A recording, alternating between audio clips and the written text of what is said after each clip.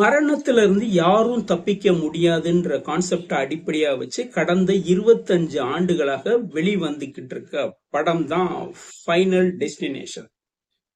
இதோட 6வது பார்ட் தான் ஃபைனல் டெஸ்டினேஷன் பிளட் லைன்ஸ்ன்ற படம். 2025 வந்த படத்துல இருந்து இப்ப, அதாவது இன்னைக்கு 25 மே 20 வரை பாத்தீங்கன்னா வந்த படத்துல நம்ம கொடுக்கிற காசுக்கு ஒரு திருப்தியான படம்னா நம்பர் 1 படம் இந்த படம் சொல்லலாம். ஏன்னா படத்துல ஓப்பனிங் 25 நிமிஷத்திலேயே நம்ம கொடுக்கிற காசை அப்பா வச்சு செஞ்சிருக்காங்கடா அப்படின்னு சொல்ற மாதிரி கூட காட்சி அமைப்பு இருக்கும். முந்தைய படத்துல பாத்தீங்கன்னா மரணம் அந்நியர்களை துரத்தும், அதாவது வெவ்வேறு நபர்களை துரத்தும். ஆனா இந்த படத்துல ஒரு குடும்பத்தை துரத்துற மாதிரி கதையை அமைச்சிருப்பாங்க, நல்லாவே பண்ணிருப்பாங்க. இந்த படமும் சரி, இந்த ஷார்ட் டைப் படங்களும் சரி, நம்ம படம் பாக்குறப்ப ஆர்வத்தை தூண்டும். பட கதாபாத்திரங்கள் சாகப்ப நம்மளும் ஒவ்வொரு தடவை செத்து செத்து பிழைப்போம். இதுதான் இந்த வகையான படங்களுடைய வெற்றிக்கான காரணம். ரெண்டாவது மற்ற படத்துக்கும் இந்த வகையான படங்களுக்கும் என்ன ஒரு வித்தியாசம்னா கிரியேட்டிவிட்டி நல்லா இருக்கும். அதாவது நல்லா யோசிச்சு பண்ணிருப்பாங்க. எல்லா படத்துலயும் கிரியேட்டிவிட்டி இருக்கும். ஆனா இந்த படம் என்னன்னா ஆடியன்ஸை திரும்ப திரும்ப பார்க்க வைக்கக்கூடிய அளவுக்கு ஒரு த்ரில்லான கிரியேட்டிவிட்டி இருக்கும். அது அதாவது நம்ப முடிகிற அளவுக்கு கொண்டு வந்திருப்பாங்க. அதாவது அது சாத்தியப்படாத வகையில இருந்தாலும் நம்மளுக்கு கரெக்ட் ஆடியன்ஸை, அதாவது நம்ம கொடுத்த காசுக்கு திருப்தி அடையக்கூடிய வகையில பண்ணிருப்பாங்க. சோ அதுதான் இந்த படத்துடைய பெரும்பாலான மேக்சிமம் ஷார்ட் டைப் படங்கள் 10 பார்ட்டுமே பாத்தீங்கன்னா அப்படிதான் இருக்கும். ஃபைனல் டெஸ்டினேஷன் பாத்தீங்கன்னா அப்படிதான் இருக்கும். இது என்னன்னா பிரான்சிஸ் மாதிரி அது பாட்டு போயிட்டே இருக்கும், வந்துகிட்டே இருக்கும். ஏன்னா உலகம் முழுவதுமே இதுக்கு ஏகப்பட்ட ரசிகர்கள் உண்டு. கல்லூரி மாணவியான ஸ்டெஃபானிக்கு ஒரு கனவு வருது. 1960 ஸ்கை வியூன்னு சொல்லி ஒரு கோபுரம், அதுல கோபுரத்துல ஒரு உணவகம் இருக்கு. சோ அந்த உணவகத்துல ஏற்படக்கூடிய ஒரு தீ விபத்து அவங்களுக்கு அடிக்கடி வருது. சோ அவங்க அதை தேடி புறப்பட்டு போறாங்க, தன்னுடைய பெற்றோர்கள்ட்ட போறாங்க. சோ அது அவங்க பாட்டி இது என்னன்னா அதை முன்னாடியே யூகிச்சு அந்த ஸ்கை வியூ விபத்தை தடுத்திருக்காங்க. சோ அந்த இறப்பை தடுத்தாலும் பின்னாடி எப்படி அங்க இருக்கிறவங்களுக்கு எல்லாரும் இறக்குறாங்க அப்படின்ற மாதிரி கதை கொண்டு போயிருப்பாங்க.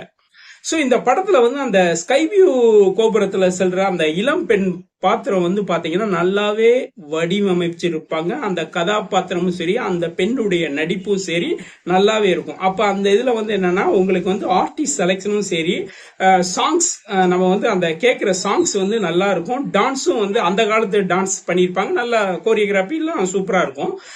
கேமராவும் சரி, அங்க எடிட்டிங் அந்த ஒரு ஃபர்ஸ்ட் அந்த 25 நிமிஷம் ½ அன் அவர் இருக்கும்னு நினைக்கிறேன். சோ அந்த விஷயங்கள் பாத்தீங்கன்னா நம்ம கொடுக்கிற காசுக்கு ஒரு திருப்தியானது. அப்பா இதுலயே நம்மளை திருப்திப்படுத்திட்டாங்க அப்படின்னு சொல்ற மாதிரி இருக்கும். இந்த பொண்ணு நல்லாவே நடிச்சிருப்பா. அந்த பொண்ணு தேடி போகும், அவளுடைய பாட்டியை தேடி, ஐரிஸ்ன்னு அந்த பாட்டியை தேடி போவாங்க. அவங்க சாவ வரவழைக்காம அவங்க ஒரு வீட்டுல இருப்பாங்க. சோ அதை சுத்தி ஒரு பாதுகாப்பு வளையத்தை அமைச்சிருப்பாங்க. அப்ப இவங்க போய் சொல்லுவாங்க. பாட்டி என்ன சொல்லுவான்னா, மரணம் எப்படியும் நம்முடைய குடும்பத்தை அழிச்சிரும், இந்த வச்சுக்கோ அப்படின்னு சொல்லி ஒரு புக்கை கொடுப்பா. சோ இந்த புக்ல என்னன்னா எப்படி ஒரு இறப்பு ஏற்பட்டிருக்கு, பின்னாடி எப்படி ஏற்படும் அப்படின்றத படம் போட்டு காமிச்சிருப்பாங்க. சோ இதுல படம் ஃபாஸ்டா போகும். இந்த படத்துல என்னன்னா ஒவ்வொரு இறப்பும் தனியா ஏதோ ஒரு கோச்சிங் சென்டர்ல கிளாஸ் எடுத்த மாதிரி நல்ல டீட்டெயிலா பண்ணிருப்பாங்க, நல்ல ஸ்கிரிப்ட் ஒர்க் பண்ணிருப்பாங்க.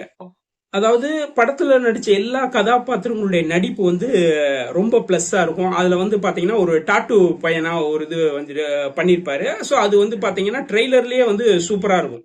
அந்த ட்ரெய்லர் பாக்குறப்ப நம்மளுக்கு ஒரு படம் பாக்குற ஃபீல் ஏற்படும். சோ அது அவருடைய இறப்பு நல்ல வித்தியாசமா காமிச்சிருப்பாங்க. அந்த செயின் மூக்குல இருக்கிறதும் டாட்டூ போட்டு பண்ற பின்னாடி ஏற்படக்கூடிய நிகழ்வுகள் எல்லாம் பாத்தீங்கன்னா செமையா பண்ணிருப்பாங்க. படத்துல என்னன்னா முந்தைய படத்துக்கு இந்த படத்துக்கு என்னன்னா கொஞ்சம் காமெடி இருக்கும். இறப்ப ஒரு காமெடி மாதிரி, ஒரு நகைச்சுவை மாதிரி அப்படியே கொண்டு போயிருப்பாங்க. அது இந்த படத்தை நம்மள கொஞ்சம் தனிமைப்படுது. அதாவது ஒரு கொஞ்சம் ஃப்ரீ லெவல், நம்ம சீரியஸா படம் பார்த்துக்கிட்டு இருப்போம், கொஞ்சம் ஃப்ரீ ஆக்குறதுக்கான ஒரு முயற்சி மாதிரி இருக்கும். ஆனா நல்லாவே இருக்கும்.